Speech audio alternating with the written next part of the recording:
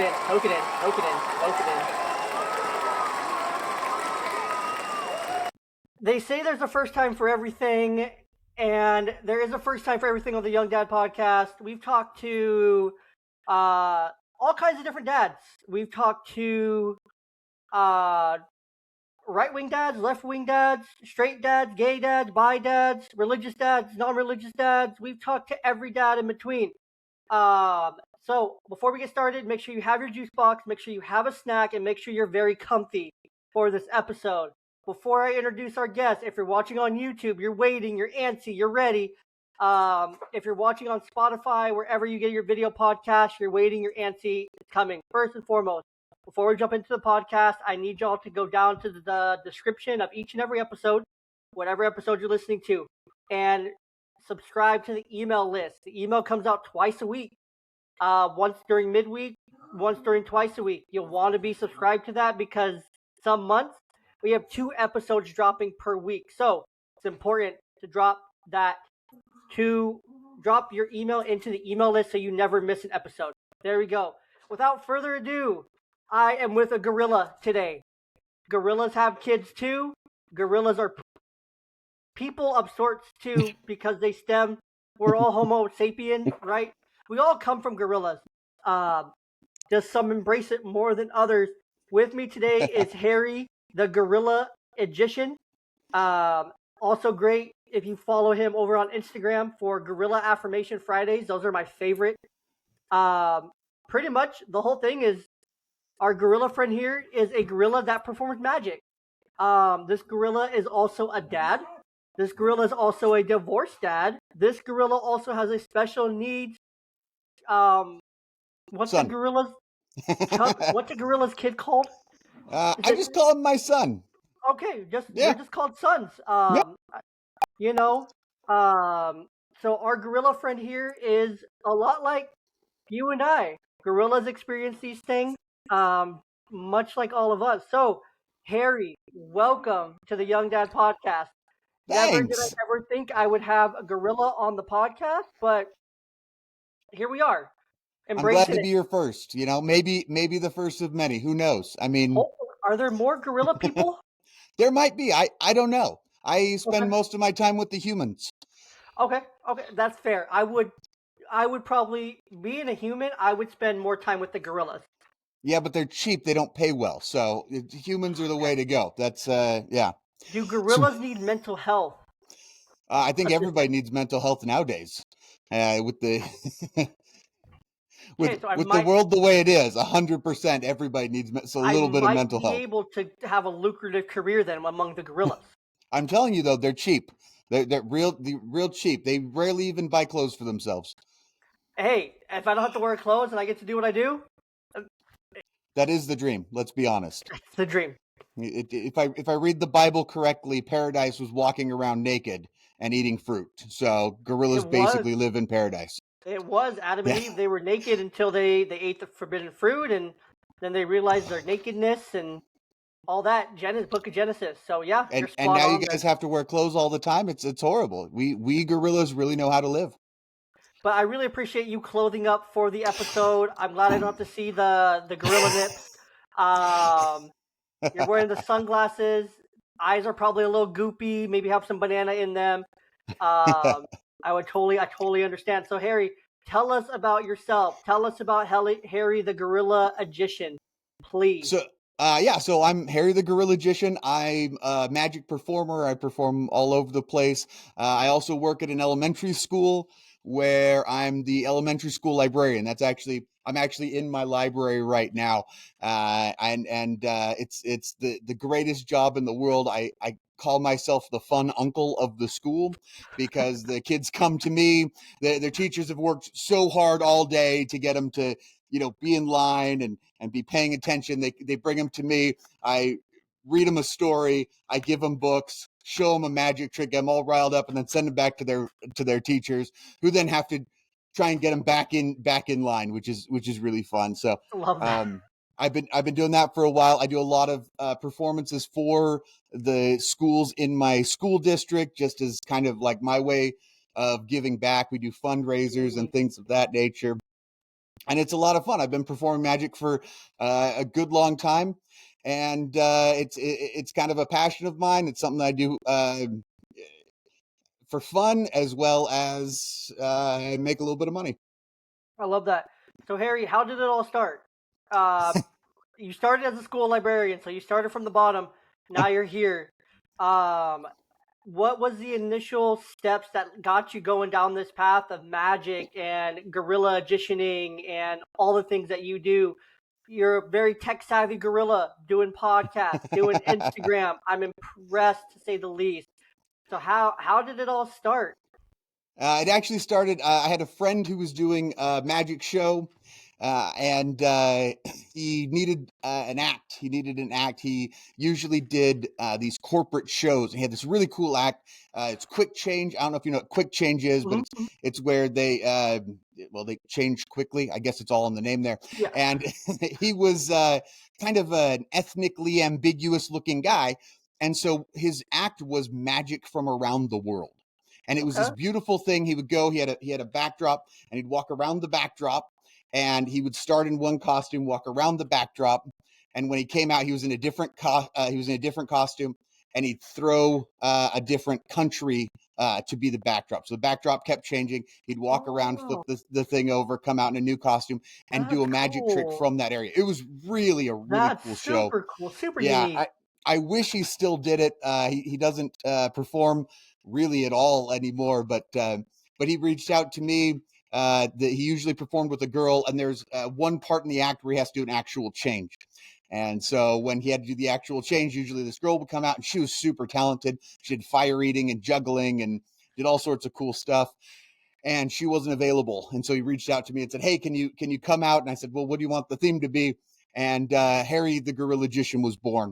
It started out when I first came out. I didn't know what my name was going to be. I hadn't thought about that until I walk out onto the stage and I realized I have no name to tell these people. And it's a bunch of like guys in their 20s. And so and Was it it a was corporate gig? yeah, it was a Oh bunch of no, those young are rough. executives, Oh, those it are was rough. almost entirely dudes. And so kind of thinking on my feet, the Harambe thing had just happened, and I walked out and I Oh, said, "Hello, my name's Harambini the Gorillagician. You may have heard of my mentor who died tragically during a failed bullet catch attempt." Uh which for most audiences is the most horrible thing you could say, but for this audience, it killed. it works. And It works for corporate. we shortened the name to just Harry because it's a little bit less aggressive. And Harry the Gorillagician was born. That's beautiful. I love that. And so you've been doing, Harry, you've been doing magic since a long time then. Yeah, For about 2016 is when I started. okay, 2016, 2017. Yeah. so And 2016 you start doing magic. 2017, as I understand, no, 2007. Your son was born. So your son yeah, was so he was about about 10. He was about about 10 10. at the Okay. time. Yeah. And So what was his he initial reaction? What was he thinking of it? Oh, he loves it. He's really funny. We do. I throw cards around for him, and that's one of his favorite things. And I just go, "Hey, Jake, is this your card?" And and he's like, "Ah," and he just loves it. It's one of his things. I mean, Jake has he has a kind of particular disorder. It's called Angelman syndrome, and it's kind of a cool um I don't want to say a cool disorder, but compared to a lot of other things, it's a little bit easier. They Take us used to call it take us through that. What is that? Because I bet the listener has never heard of Angelman's disorder. Angelman syndrome. Yeah, Angelman and syndrome. it's they used to have a much less politically correct name for it. It used Okay. to be called happy puppet syndrome, Whoa. Okay. and because the No, it's kids a who thing. yeah, yeah, it's a real thing. That was the like official diagnosis. Imagine somebody coming in and saying, "Hello, so we have diagnosed your child. He has happy puppet syndrome," and that was a thing that actually happened. They changed it to Angelman syndrome, and the reason why is the kids are always happy. They it's a neurological disorder. Mm, It is there is some there's some mental deficiency, right? It's similar in a lot of ways to some of the other mental disorders, but it uh, they don't talk is one of the big things. Like my son may only learn like 5 words his entire life, Wow. Okay. and he's doing pretty good. But they just sit there and they're happy all the time, which is a huge blessing, because imagine if you had a kid who was only happy all the time. It's That'd be so wonderful, right? fun. That'd be. So, I Yeah. wish my kids were happy all the time. I Yeah, wish they it's were happy all the time. smiley, And happy all just the time. But it for a also makes second, it hard, I because then bet you don't know if they're like really hurting, that's because they're true too. still, But just unless it gets imagine. pretty bad. I can only imagine like being around someone all the time that's just happy. Yeah. Like the impact that has on you as a person, like as a dad, like he's going through all this. His life is just happiness, Yeah. laughter, smiling. Uh, Well, and it's contagious. I mean, you hundred cannot be percent. around my son without being happy. You just can't. He brings joy wherever he goes. He's just the happiest kid, and it's wonderful. That's so So, cool. yeah. So That's so as far as cool. like disabilities go, it's a blessing, and everybody, no matter where your kid is, everybody has their difficulties. Hmm. My For my son, it just happens to be a little bit more obvious. You're able to just kind of see, oh, so he has a hard time walking because he also has cerebral palsy. Okay. His motor skills are not spectacular, and he's a little delayed on his understanding. Okay. But he's really delayed in what he's able to communicate. The communication part's really the hardest part for him. And Gotcha. Okay. so, yeah, so he understands, and you can tell sometimes that he understands, and he's just not able to communicate what he's trying to think. Or he'll look at people, or he'll laugh at those times where we all wish that we could laugh, but it's not socially acceptable, and he'll just laugh. Okay. So Gotcha. which makes going to church just a blast, because there'll be moments where everybody's kind of like looking at each other awkwardly, and then you just hear my boy going like that. This is, yeah, it's glorious, and then I would love that. everybody's trying not to laugh with him. Yeah. I would. I would laugh. So yeah. So looking it up here, I just wanted to, you know, give it the diagnostic what it is. Yeah, yeah. It's a neurogenetic disorder characterized by intellectual and developmental delay, sleep disturbances, seizures, jerky movement, especially hand flapping, frequent laughter or smiling, and usually a happy demeanor. It is also called as Angelman syndrome. It typically isn't detected usually isn't detected until developmental delays become noticeable, usually when a baby is about 6 to 12 months old. Yeah. Symptoms include lack of crawling or babbling, minimal speech, frequent smiling and laughter, inability to walk or move or balance well, which is also known as ataxia, is also a symptom. There's not a lot of treatments out there. This is an incurable, rare disease. If you listen to the Young Dad podcast at all in the past, you know that we love our rare disease dads in our community. Our good friend of the show, Evan, his daughter has Sturge-Weber syndrome, Oh. which is very unique. It's one of the symptoms of Sturge-Weber is, or additional diagnoses with Sturge-Weber is port wine syndrome. We also love our special needs dads. Our good friend of the show, Brad, his daughter has autism. So we are very, very friendly. We love our rare diseases. We love talking about our rare diseases. I myself have a rare neuromuscular disease that runs in my family. It's called Anderson-Twelve syndrome.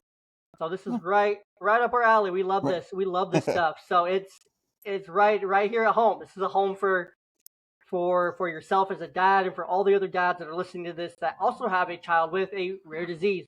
You're not alone. Not alone.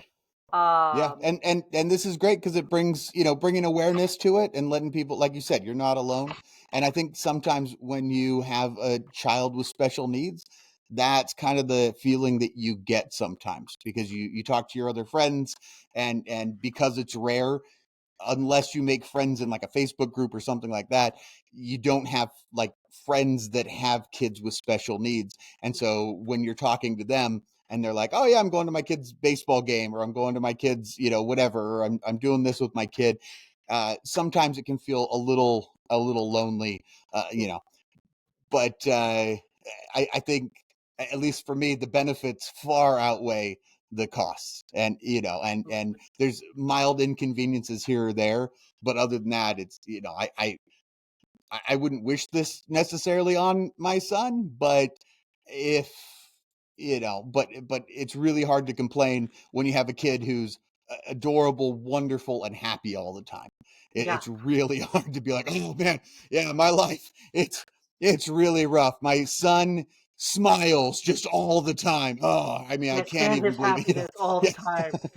Yeah. No, I mean, So, I wish my kids were happy all the time, and but I also can understand how that can also bring some difficulty with it, not like you mentioned, it's hard to understand when he's upset, yeah, when something's actually bothering him, what his actual needs are, uh for him to communicate those needs. I'm sure there's a lot going on in his head that he just can't express, that he can't get out. And you've had to learn to speak a whole nother language. yeah. Um, so what? So with that, what kind of things have you learned over the last 17? If I can math, 17 years. Yeah, he'll be Being 17 in this year. Yeah. okay, so being over the last 17, being his dad, what have you learned, like just about life, about communication, or what are some of the things in your takeaways as being a dad to a son with Angelman syndrome? Yeah. So some of the stuff is just like housekeeping stuff, right? Like Okay. how do you get him in and out of the car? How do you get him from place to place? How much do you push him to walk before like he's really going to be hurting? Things like that, and like you said, there's a whole nother language to learn. You have to learn the language of, okay, what is he really asking for? What does he really want? He asks for food all the time because his with his cerebral palsy and everything, his metabolism runs like crazy. And so, and he's a teenage boy, and so you mix those two together, and he's always hungry. And but he also, his brain doesn't tell him. His brain only tells him when he's hungry, and so you got to know when to cut him off, because he will literally just eat until and then throw up. Right? He'll just eat him. He'll eat until he throws up, and it's kind of a hard line to walk, Mm, because you want, as a dad, you want to give your kid everything they want, and absolutely. you want to do whatever they need and whatnot. And so it's a little bit of a line to walk. Also, it's kind of interesting watching other people interact with him. Hmm. And the funny thing with him is, when we talk to him, we just talk to him like he's a regular kid. Hey, Jake, da da da da, whatever we need him to do. Hey, Jake, it's fine. Put that away. It's time to go. We just talk to him like a regular kid. But other people, when they see him with his special needs, sometimes they treat him like he doesn't understand. And for him, he loves that, because he will mess with people. It's really, really funny. Like, people, he'll at church sometimes he'll like throw something on the ground, and the person, being a kind, nice person, will reach over and pick it up, and then he goes, "Ha ha, we're playing a game now." And then he sees how far he can throw it, where they will keep getting more and more uncomfortable to go and reach it, and he just sits back there laughing, like, look at what I'm training this human to do. Hmm. And so that's kind of a funny thing. And like, what, you know finding the boundaries that you put on something like that, because, eh, like I said, sometimes it's hard not to laugh when he does Hmm. something like that. You go, good one, Jay. But other times it's a little bit, you gotta be like, hey, knock it off. That's not what we're supposed to be doing while we're here, especially at church. You know, we want to teach him to, respect the church building and stuff, because those are concepts that he understands. Hmm. And just helping him understand other ideas, like where are the ideas that he can really grasp and really like take uh into into his mind and into his heart, where teaching him to have respect for going to church, or teaching him to have respect for his teachers and things of that nature. And so those are all, like little tiny bits that you kind of learn over time, but it's not that different than when you have, more typical kids. Typical kids, you can have 3 kids, and they can, there are 5 kids in my family. Every single one of us is completely unique. And, and so if my parents hadn't learned to treat us very specifically, then it wouldn't have worked. Like if my dad, I'm the oldest, if he would have treated my sister like he treated me, she would have hated him, Mhm. because I was kind of a troublemaker. And so my dad, he had to be kind of hard line with me. With my sisters, he's super nice, super kind, and just like loves them. And that's a language that they speak. And so having a special needs kid isn't that much different than that, really. You just, like with all of your kids, you're learning the language that they talk in. You learn the language that speaks to them. And if you can do that and be effective at it, then you're gonna be a good parent, whether your kid is special needs or typical. Yeah, I love that. That's so true. I mean, it really is just talking about um speaking their language. I mean, every kid has their own language. You can't treat 2 kids in the same family the same. Um, some kids may be incredibly similar, but you have to talk to them so differently and treat them so differently, and they react to things so differently. Like my girls, like they react to things so differently. And they ask me why all the time. They're like, well, why does she get to do this? And why don't I get to do that? And why does she get to do this, but I don't get to do that? Or why does she get that, but I don't get that? Um, and they're picking up on it. They understand, like, why. Um, they understand it's hard concept for them. It usually causes a fight or a meltdown or something, but they don't get, like, why they don't get to do something when the other one does get to do it. And I try to put it very plainly. You don't get it because you didn't do the thing that I asked you to. They did the thing that I asked them to. So, dinner, for example, they ate as much as their dinner as they needed to earn their popsicle for dessert. You did not. You do not get it. So, you have to suffer and cry because you didn't eat enough of your dinner to earn your popsicle. It sucks because I don't want to hear that crying. I don't Oh want to yeah. deal with that fit, but I have to because I have to teach, like, okay, you don't always get the thing that you just want because you didn't do the thing that I asked you. You didn't meet your end of the bargain. You have to meet your end of the bargain. I'm sorry. Hopefully next time it clicks for you that you have to eat more than 2 bites of rice to get your popsicle, um, kind of thing. So it's all about speaking their language. Yeah, Um, and it's doing the thing that's really difficult with your kids is sometimes they are not going to understand what you're doing until they have their own kids. There's so many things that I was like, oh my gosh, my dad, he, this, or my mom, I can't believe she did this. And then you have your own kids and you go, oh, I get it now. That's why they did it. Ah, and exactly. but if you would have tried to explain that to me when I was going through it, I would have been like, no, you're crazy. My dad's just a jerk, or my mom's just a jerk, or they're just mad, and so they're taking it out on me, or whatever kids think. Hmm. But now that I'm a parent myself, it's like, oh man, they were smart. 100%. And I get that because now I was the oldest of my family. I was treated like the oldest. I was treated like you don't do something, then you don't get the thing you want. Very high expectation, very high bar set, and I had to set the bar very high because it was my responsibility. It felt to set that bar extremely high, and to then continue setting the bar higher for myself to a point that I couldn't reach for myself even. Um, so I'm always pushing myself, and now I see it a lot with my kid, my oldest, where I hold her to just so. Now that we're talking about it, I'm thinking about it.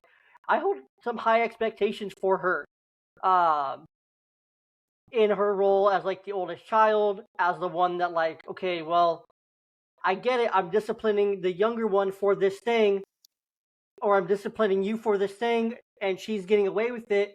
But it's like you 100% know better. You know you're not supposed to do that thing. You know to clean up. I'm sorry that your little sister doesn't have to clean up right now, or only cleaned up half of her stuff, and you have to clean up all your stuff. But you also know, like, if you walk away from your coloring and it's not cleaned up, guess what? You have to come back and you have to clean up all of it now because you fully moved on to your next thing. Or you're not done doing that until you clean it all up. Like, you know the expectations that are set for you.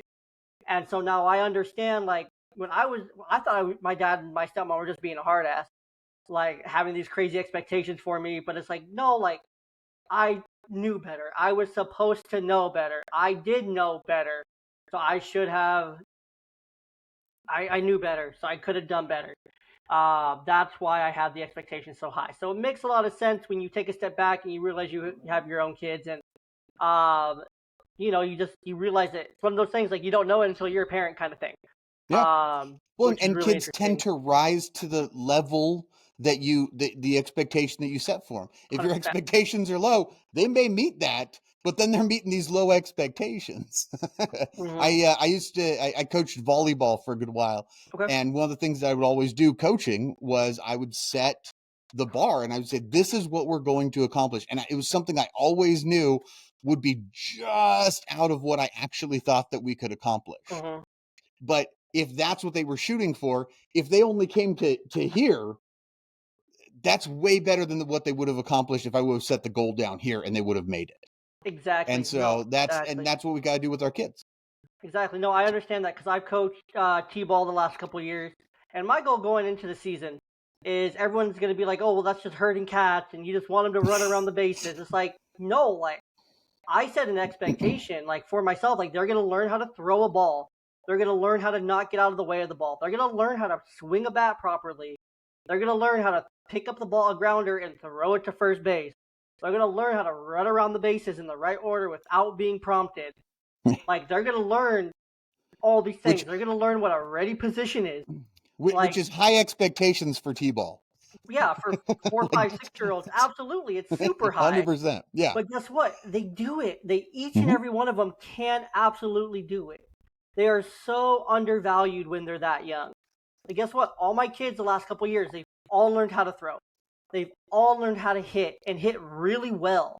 They've all learned how to almost catching is a fine art.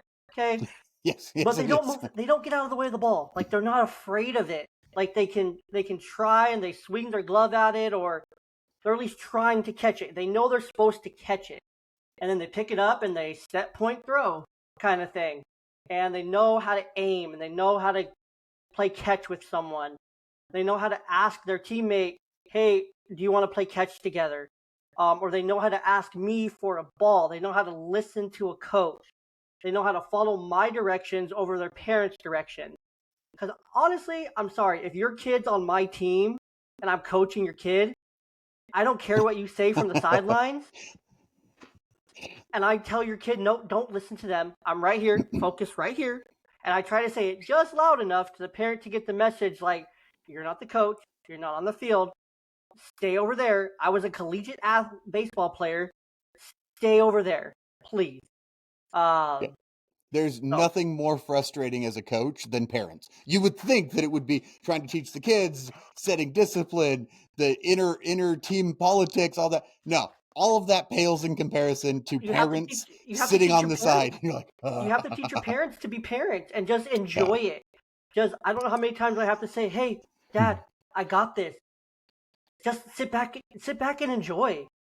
Like, just enjoy this. Yep. Like, you're good. Just enjoy it because I'm sacrificing me doing that right now because my kid's on this team. I'm sacrificing. I'm not getting to do that right now. I want you to enjoy this moment. I want you to just enjoy watching the process. Enjoy the process. Like, that's one of the first things I say at the very beginning of the season, like my first meeting. Look, I respect you guys as their parents, but when they're on my field, I'm their coach. They're still going to go home to you. If they need anything, they're going to come to you. They're going to ask you for the things that they need. But I ask you, please, don't interfere with my coaching. I have a method to my madness. If I need your help, I will ask. Don't shout from behind the fence. Don't shout from the bleachers at your kid. Don't distract them. Please sit back, enjoy this. Please enjoy this, because you only are going to get this for so many more years.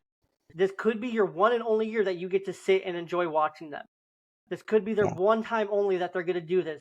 Sit back and relax and enjoy the process. Enjoy watching them learn. Enjoy watching them grow. Please, that's all I'm asking. And parents out there, when this comes out, it'll be sometime during spring, summer. I don't know when exactly. All I ask, sit back and just enjoy it. Don't miss it because you're too over the top and you're too involved and you're missing watching them learn and grow and develop. Because guess what? That's all they want you to see. They want you to see their progress. They want you to see them from day one barely be able to catch the baseball or barely be able to throw, and now they can throw 15, 20 feet. Or guess what? Now they're not spinning around in the batter box when they hit, and they're whacking that ball. They're whacking it off the tee. They're whacking it from the coach pitching at them. Like, sit back, relax, and enjoy it. Soak it in so then you can celebrate each and every win with them. You can celebrate each and every moment of growth and development with them. That's all I want as your kid's coach. That's all as coaches want in general, is for your kid to learn and grow, and for you to learn and grow and appreciate their growth alongside them, along on this train and this ride with them. Yeah. Well, because if you aren't doing that, you're missing out. Like the best part about being a parent and allowing your kids to go be coached by somebody is you get to pull back. I used to tell my parents, I will be the bad guy. Like, let me be the bad guy. The guy who's like holding them to account, the guy who's making them run lines, the guy who's making them, like holding them to account. And you guys get the fun job of hanging out with them afterwards, telling them, yeah, coach was kind of a jerk today, or hey, it was a hard one today. And you cheer and whatever. Let me do the hard part. Let me be the one, because that. If I'm the coach, that's why you're having me be the coach. So let me be the one who's going, hey, you need to, make sure you're covering that ball, dive for that, get over there. Why, like, are we having a rough day today? What are the, and the parents are supposed to sit and just enjoy watching their kids play and enjoy those moments where their kid does something good and then they turn to mom and dad and they go, Mom, Dad, look what I did. And if you got parents who are screaming from the sidelines, then and I could always tell, because then my girls would turn to me and be like, Coach, look at what I did. And for me, that was always sad, because I'm like, you should be doing that to your parents.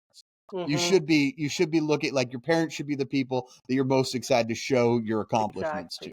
And so the kid shouldn't even have to go, look at me. They should be able to turn, look, see their parent. Parents are already celebrating. The parents are already clapping. They already got their hands up. They're already making the kind of face, they're already they're standing up. They're excited. Yeah. They're already in the moment. So when the kid looks over, the parents are already in the moment, and it's just instant reassurance, instant gratification, instant. If you're not doing that as a parent, you're doing something wrong, especially if you're not the coach. 100%. And that's the thing, is like the two reasons why you should put your kids in sports is, number one, so they learn how to be a member of a team. So they learn how to interact with other people. And two, so that you have something that you can bond with them with. Absolutely. Go to their games, spend time, cheer them on, be their biggest fan, and then for, like, even if all they do is they play, t-ball, or, like, they play only till they're like in junior high, and then, or maybe high school. And that's as far as they ever go with it. You guys will always have that memory of you doing that with them. And that's a bonding thing. And you cannot give up those bonding moments with your kids, because they're super important. Absolutely. And like you said, there's so many great benefits of team sport.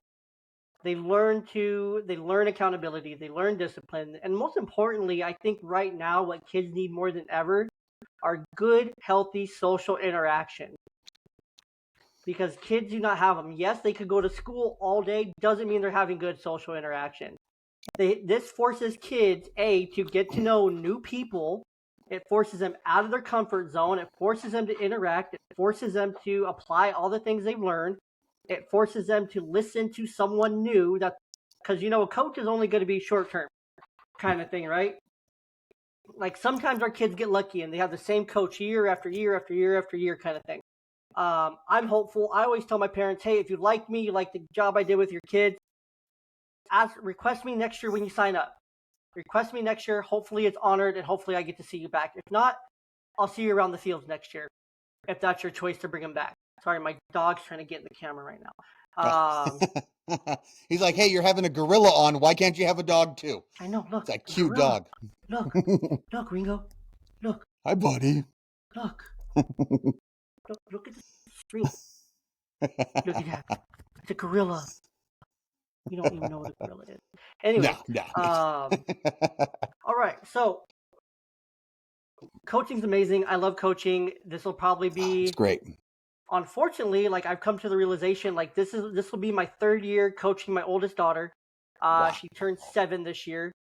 Been very blessed that I get to coach her for 3 years. This will be probably her last year in regular baseball. Mm-hmm. Next year, I think I'll transition her to softball to let her start picking that up at 7, 8 years old. Kind of a good transition age, just me knowing the sport and everything. You gotta get used to that new type of hitting. Hitting exactly. a softball pitch is a completely different animal than hitting a baseball. Exactly. So I want her to learn that aspect of it, pick up her fundamentals, get everything she can out of the last 3 years, and then next year softball, she has a really good foundation and really good understanding of everything. And then I'll get to spend the next few years coaching my younger daughter.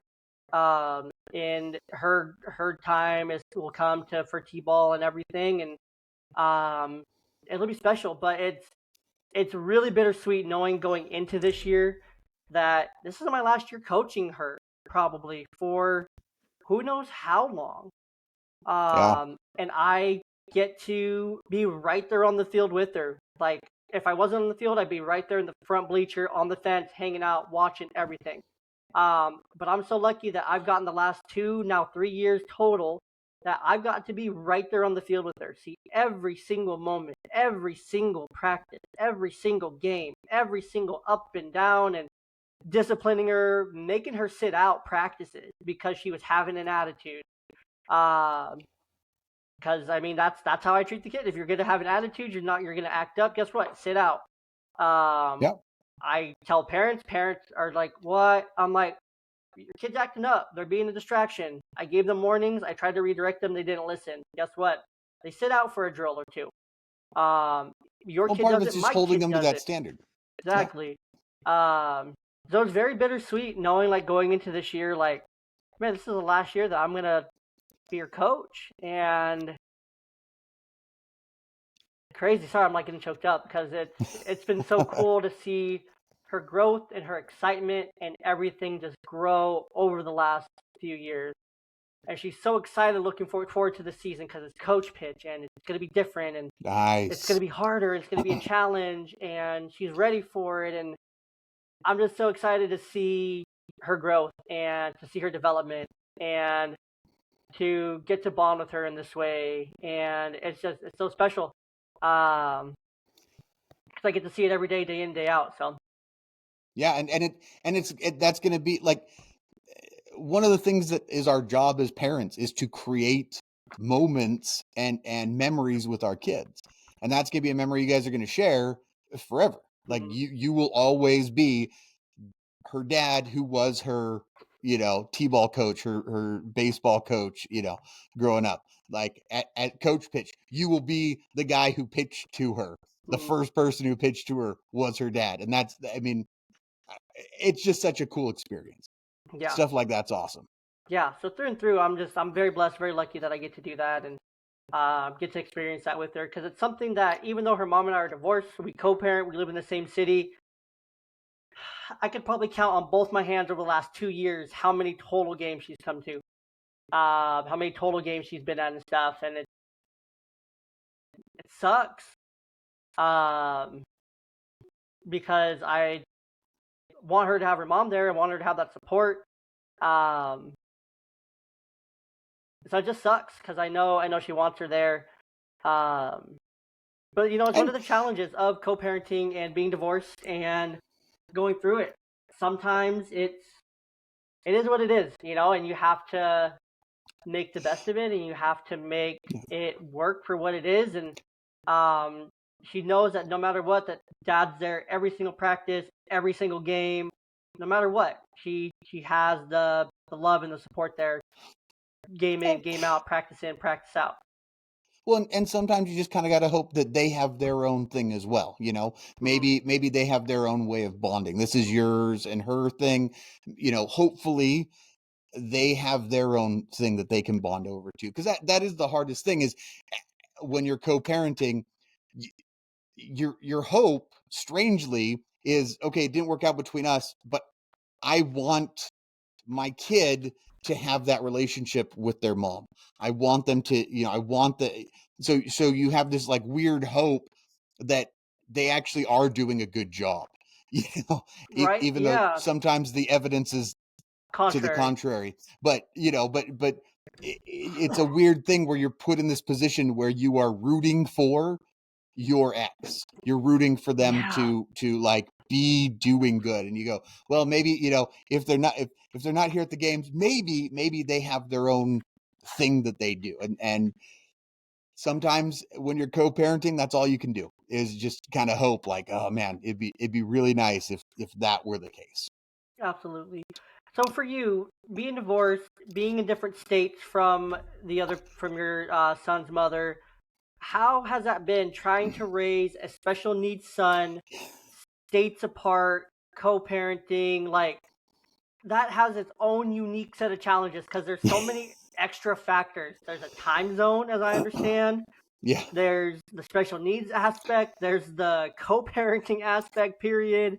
So how has that worked for you guys? I don't know how long that's been going on for, but how has that been for whatever amount of time that it's been for you guys, or for you, uh I guess. it's rough.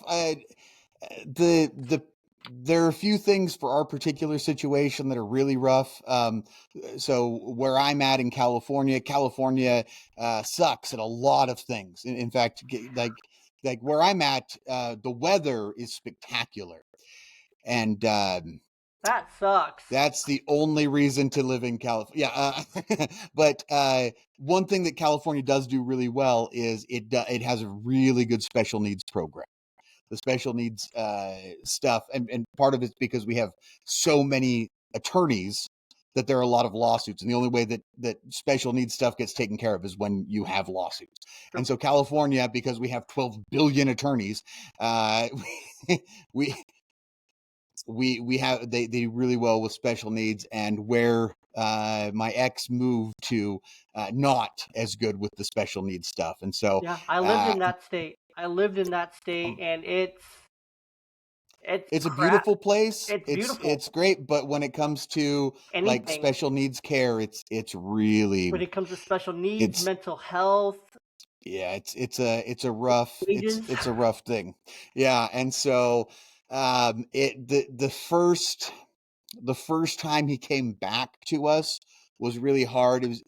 It's actually harder on my wife than it is on me, because she is like mama bear. My wife, my I'm super fortunate. My wife and my son have a bond that is so unbelievable. Like they have, like, as much as I learned the language of my son, they have their own language. She knows him. They are as close as you can be. That's And amazing. so when he came back to us, and he digressed in his progression, right? Like he'd Mhm. been, because right before he went up there, he'd been with us full time. And my wife is like hardcore with the stuff, and she was getting him. He was doing so well. he was, he was walking, he was standing on his own, he was doing it was great. And then we get him back, and his legs had literally shrunk. Like you Oh, could see the difference. And so stuff like that is hard. And like I said, you're rooting for your ex to be doing the best that they can with your kid, and it's rough when that's not what it seems to be. It's rough when that's, and then it's just hard, like I said, there's nothing that brings me more joy than being a dad. There's nothing that brings me more joy than spending time with my son. And when that time is limited, especially as much as it is limited, it's really it's a hard thing. absolutely. So we're getting through it. We're getting, we're figuring it out, but I don't think it'll ever stop being hard, because the amount of time I get to spend with him is just so much shorter than what I'd like. I mean, I guess what I would like is to have him all the time. So nothing's going to get me there, but having it so much smaller is really a rough thing. Yeah. No, that's hard, and I relate to that. Even though I have my kids every other week, I'm very fortunate, very blessed to have that opportunity here allotted. Being even though I'm in Washington State, pretty much our whole coast aligns on these things, and it's very similar up and down Yeah. the coast. The left coast, as they say, of the United States. Yeah. Yeah.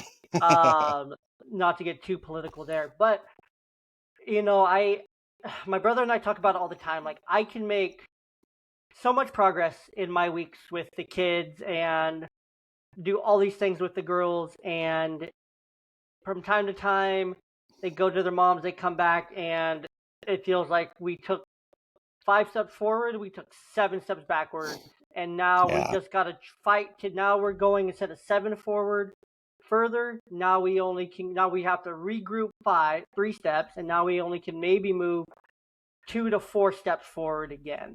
Yeah. um so it's always going back and forth. It's always that back and forth. And honestly, the right attitude to have, and it's not a common attitude, and it's not a hot take among the dad community, is that you should be wanting and rooting on your co-parent. You should be wanting them to succeed. You should be wanting them to thrive, as you might say, as the kids say.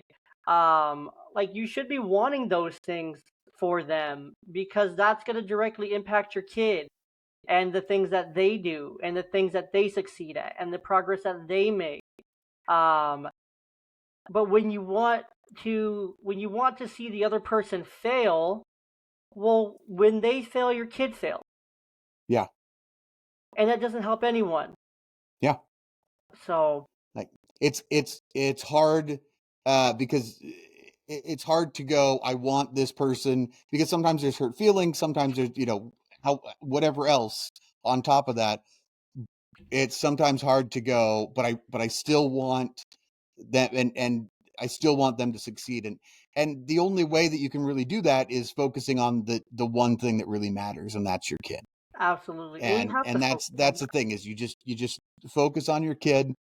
and and that's really, I mean, that's the only way to get through any of this, being a dad, is you just focus on your kid, find your joy in that, and you play the cards that are dealt to you.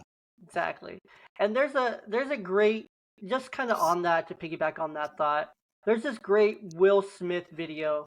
It's a motivation video. It's like 10 11 minutes long. Just type in Will Smith motivation. It's about self-love and um self um self-responsibility, self-discipline. It's about self-discipline. This, if you type to YouTube Will Smith self-discipline, it's about an 11-minute video, but he talks in depth about how, yes, there could be hurt feelings. Yes, your feelings are hurt. That's your responsibility to how you're going to handle them and how you're going to move forward. It's not the other person. We want to blame and drag down and pull down, and you know, misery loves company, right? And we want to wait and expect this other person to come around and fix it. Well, bro, I'm sorry. If they hurt your feelings and they hurt you, guess what? They're not coming around to fix it. They don't care to come around to fix it. They're never going to come around to fix it. So guess what? Those are your feelings. That's your heart. That's your mind. That's your body. That's your life now. And now you have to figure out, and you have to figure out how you're going to take that, how you're going to move forward, how you're going to address that, how you're going to go on living your life, how you're going to go on now in this new situation, and how you're going to play the cards that you're dealt. Because maybe you're dealt an Uno hand of 7 ones and twos. You have no wilds, no skips, no reverses, no pluses, nothing. Now you got to figure out how you're going to win this game, kind of thing. And it's going to suck. Or maybe you're dealt all one color and you have no good card, as my kids say. And you got to figure out how you're going to win. How are you going to do it? But whose responsibility is it? Is it the responsibility of every other person you're playing Uno with to give you a good card or a leg up kind of thing? No, they don't care. It's about how you are going to move forward. How are you going to own this new life? And it's all about perspective. You have to keep the perspective in check. You know, it's a new opportunity. It's a new day to learn, to grow, to develop. It's a new opportunity to reinvigorate yourself. It's a new opportunity to learn about you. It's a new opportunity to, yeah, that relationship failed. That sucks. Now I get to learn where I failed, where the relationship failed as a whole, what I'm not going to accept next time, what I'm not going to accept from myself, what I'm going to put forward, and what I'm not going to accept back. You get to reassess all that stuff. You get to reassess all this stuff, and you get to apply that to the next one. If that doesn't work, you know exactly what doesn't work, and you know why. You bail out. Then you eventually find the right one. Misery doesn't last forever. The heartbreak doesn't last forever. The pain, the sadness doesn't last forever. It can if you choose to let it, or it can't. Or you can choose to own it, repair it win your heart, repair your own heart, take responsibility for your own heart, your own actions. You choose that. You choose to move forward. Those doors are going to open up. There's going to be a lot of doors that are going to be opened up because something better is on the other side. Something better is coming. The best things in life are on the other side of the terrible thing. Terrible things in life happen, or we perceive them as terrible. But man, the stuff that's on the other side of that, beautiful, pure, joy, happiness. I know that firsthand. I would never have met my now soon-to-be wife at the time of this recording if that never happened. I wouldn't know the love I know now. I wouldn't know the happiness I know now. I wouldn't know how good a relationship can be that I know now. I wouldn't have known all that if that other stuff didn't happen. I'd be stuck where I was. I wouldn't know all of it. The best things in life are on the other side of fear and terror. When you're terrified and fearful to move on, the best things are about to come and happen. Amen. Couldn't have said it better. I mean, the old saying, the best revenge is to live well, right? And that's kind of the thing is if you live well and you live for your kid, that's our job as fathers. And I know it's kind of gone out of style to say, but part of it is just manning up and being the man that your kid needs, and being that person that they can rely on. And that's all we can do. Mm-hmm. And that looks a lot of different ways. You know, you can man up. Maybe your kid needs a man who's emotionally available. Maybe your kid needs a man who's present. Maybe your kid needs a man who can give them a hug when they're crying. Maybe your kid needs you to man up in ways that you never thought a man could man up. To be vulnerable, to be emotional, to be an example, to be truthful, to be honest, to be disciplined, to be all those things that maybe your perception of man up isn't, but should be for them and needs to be for them. Yeah, being a father is the highest level of being a man. There's nothing above that. Mm-mm. No, there's nothing like it. Well, I had my spiel. I had my moment on the horse there, kind of thing. Let's see. We've covered so much. Yeah. Let's see. let's end this. Let's end this with some fun. Before we get to some fun here, I do just want to shout out sponsor of the show, the June app. The June app, fantastic. If you need to drive positive behavior change with your kids, give the June app a try. The June app, it's a video game that kids love, mixed with responsibility and accountability, all in one game, all in one app. It's amazing. If you're not using it, then you're missing out. If your child's struggling with behavior, habits, routines while at school or at home, maybe it's time for you to look at June, Joon. Anything that you want your kids to practice daily, important tasks, habits, routines. This app allows you a fun, easy way to integrate that stuff in day-to-day life. You can give the app a try for free and use my code YNGDAD to earn 25% off your annual subscription and see why over 500,000 families, we're approaching 1 million, and over 1,000 therapists, we're approaching 2,000 or 3,000 at this point, are recommending June. And visit the June app, JOON.io/YOUNGDAD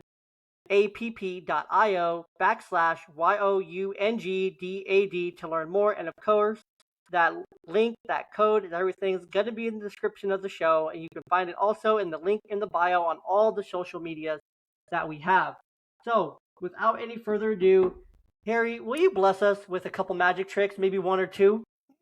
Yeah. We'll do. I'll show you guys what I call the oldest trick in gorilla magic. Okay. It's kind of a silly trick. It's called the hide the banana trick. It's fairly simple. You have a banana. You have a bag. The bag is obviously empty. You put the banana into the bag, and then it vanishes. It vanishes. It's completely gone. And then, with just a wave of your hand, it reappears inside the. Whoa! It's amazing, right? It's amazing. Now, Whoa! I know that most people are sitting there going, "Yeah, yeah, you dropped the stupid banana on the table. I saw it. But I'll let me run through it again and show you one real quick thing. So the banana goes into the bag. It vanishes, obviously, and now some people think that this banana right here, this is the banana. No. The banana has vanished. The banana has completely vanished. It is gone. It only reappears when I wave my hand over the bag, and out comes the banana. And that is the hide the banana trick, the oldest trick in gorilla magic. I love that. And here I'll teach you guys, since we're all dads here, right? Or parents. I think every dad should know how to do a magic trick. So I'll teach you guys a Okay. magic trick that you can do. Does that sound cool? Here I'm gonna switch cameras real quick. Let's see. Maybe. I don't know if it's gonna let me switch cameras. Hold on. So much for that being a gorilla that understands Yeah, technology, it right? might not let you switch cameras It because may we're not let me in switch cameras. That's studio. okay. So we're in That's okay. recording. I'll just show you. I'll just show you one more real quick one. One more real quick one. This is called the 3-card Monty. It's a fairly simple trick. You just have to watch the ace. Watch the ace, right? So we have an ace, a red ace, a black 3, and a black 2. And if you watch it really carefully, I'm going to take the red ace. I'm going to put it into the middle of the deck here, right? So there it is, right? It's right there in the middle. But if I take the cards and I give them a little bit of a shake, just a little shake, then it moves up to the top. And I can do it again. Here we go. We're going to take the ace right here from the top, put it into the middle, right? You can kind of see it there. There it is. And then with just a little shake, it jumps all the way back up to the top. And that is the 3-card Monty. So there's a couple of little magic tricks for you. Beautiful, beautiful. All right, Harry. So leave us with a piece of gorilla advice, gorilla advice. Like, I don't know how to make that into Little one advice, word. yeah. For the fellow gorilla dads out there, or just things that you guys talk about among your packs, right? Families, families. So among the gorillas, what is like the top most important pieces of gorilla dad advice for all of us humans to know? Probably, I would say, uh, set set the bar high. Set the bar high, because wherever you set that bar, whatever standard you set that at, that's where your kids are going to be aiming at. And so if you hold them to the higher standard, that's what they're going to be. One of the best things that my father did for me was he never lowered the standard that he expected for me. Even when I was a dumb teenager doing all sorts of stupid stuff, every time the conversation was never, "You're a piece of garbage, I can't believe you're such an idiot." It is, "You are better than this. Why are you being less than who you are?" And if we instill in our kids their actual worth, who they are, as as, I mean, this is a religious thing for me, but as children of God, right? If we instill in them who they are as a person, and as our kids, and we hold them to that standard, and when we discipline them, when we talk to them, we don't say, "You are," anything negative. We say, "You're better than that. I know you can do better than that. I'm expecting you to live up to that." If you do that, I think that is the best thing that you could ever do for your kids. Absolutely. I love that. 100% true. Well, Harry, thank you so much for coming on tonight. That was my Today, pleasure. no one knows that it's nighttime. It's just day. Um, don't mind the window. It could be With all the early. with all the with all the lights inside, I mean, day, night, whatever. Exactly. Don't mind the window. It could be early morning. Who knows? Who knows? Anyways, Harry, thank you so much for coming on. It's been much appreciated. Where can the people find more of you? Can they find your magic? Where can they follow you? Where they just enjoy the show? I guess. I'm on Instagram and Facebook. Mostly Instagram is where I do my stuff, at the Gorillagician. You can follow me there. Follow all my crazy antics. I put up highlights of my magic shows, and I put up whatever I can post.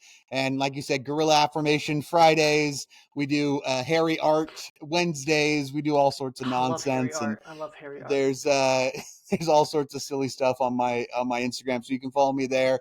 And if you want to come see a show, I post stuff for my shows when I'm doing them on there as well. I love it. And at the time of this recording, there's some big stuff coming. So hopefully this Yeah. coincides with that big stuff coming out. We'll make that announcement later. So I'm excited for all the things coming for you, Harry. You're a great guy. You're a fantastic magician, and you were one heck of an amazing conversation to talk to. So Likewise, Jay, it's wonderful talking with you, brother.